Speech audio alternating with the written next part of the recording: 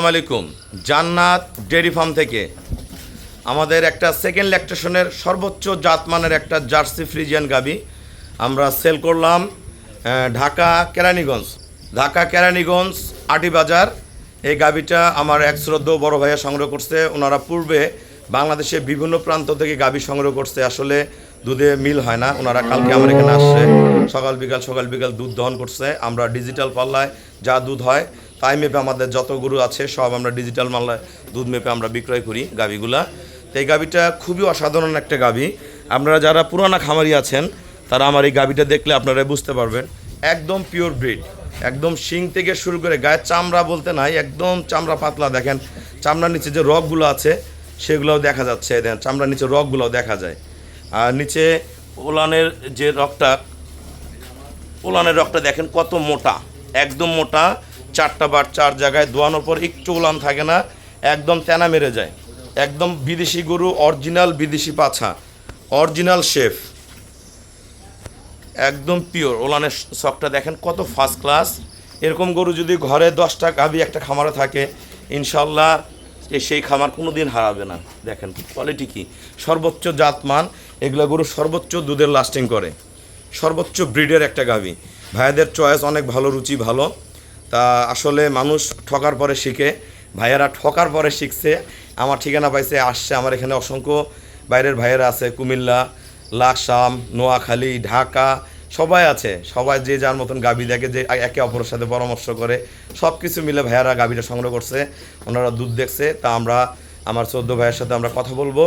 যে ভাইয়া নিছে ওনার ছোট ভাইয়া আমার এখানে আসছে, আমরা তার সাথে কথা বলবো। আসসালামু আলাইকুম। আমার ঠিকানা হলো নীলফামারী জেলা, ডোমার থানায়।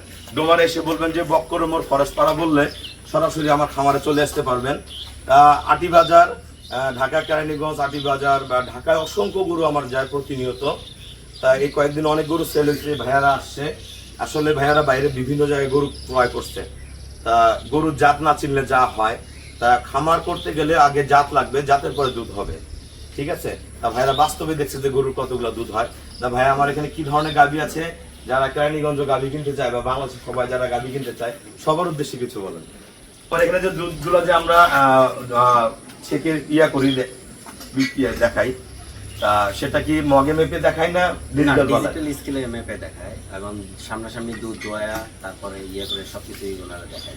আমাদের এখানে অসংখ্য গাভী আছে। ভাইয়া এ মাথা ও মাথা গাভীগুলো দেখছে, দেখার পরে খুবই ঠান্ডা মানুষ, আসলে কথা কম বলে। ওনার যে বড় ভাই আছে অনেক বড় খামারি। তা আসলে পূর্বে যে গাভীগুলো কিনছিলেন ওগুলো কি দুধ হয় না? ওগুলো দুধের সাথে মিল ছিল না। ওনারা বলছিল 20-22 লিটার, কিন্তু ফার্মে আসার পর আমাদের সেখানে 8-9 লিটার 12 লিটার এই উপরে আমরা। তা কোথা থেকে কিনছেন আমি বলবো না, ওনারা কোথায় কিনছে আল্লাহ দিলে আমার কাছে আসছে। আর পিছনে তাকাইতে হবে না, ওনারা আরো প্রায় 10-12টা গরু কিনবে। বিসমিল্লাহ গরুটা দিলাম। গরুটা ডিজিটাল পাল্লা মাপে 19 লিটার দুধ আছে একদম। এগুলো যদি মগে অন্য জায়গায় মাইপা দেখায় 23 কেজি 25 কেজি বলবো, তা না। আমার যদি 1 কেজি দুধ হয় 1 কেজির হিসাব বলবো, 20 কেজি হইলে 20 কেজি হিসাব বলবো, 30 কেজি হলে 30 কেজি হিসাব বলবো। তা যে যেরকম গাভী কিনতে চান আসবেন, দেখবেন, হয়ে যাবে। আমরা দেশ থেকে কেনেন, দেশের বাইরে থেকে কেনেন, আপনারা আমার সাথে কথা বলবেন যে ভাই আমাকে এরকম গরু লাগবে। আপনার ভাগ্য পরিবর্তন করার জন্য যেই গরুটা প্রয়োজন আমি সেই গরুটাই আপনাদের হাতে তুলে দেবো। আমাদের খামার চ্যানেল হলো JDF TV। ভিডিও ভালো লাগলে ভিডিওটা শেয়ার করে দিবেন, চ্যানেলটা সাবস্ক্রাইব করবেন, আসবেন, দেখবেন। প্রতিটা গাভী এবং বাচ্চা আমাদের হয়ে যাবে। এই গাভীটার সাথে একটা ষাঁড় বাচ্চা, ওর মায়ের মতনই, খুবই হাই পার্সেন্টের বাচ্চা। বাচ্চা যদি 2 বছর পালা যায় কমপক্ষে 8 থেকে 10 মণ মাংস লাগবে। তা তখনকার বাজার মূল্য যেটা থাকবে এই বাচ্চাটা বিক্রি করে এই গরুর টাকা উঠে যাবে। এর মধ্যে আরো 2টা বিয়ান দেবে। তা সবাইকে অসংখ্য ধন্যবাদ। আসসালামু আলাইকুম।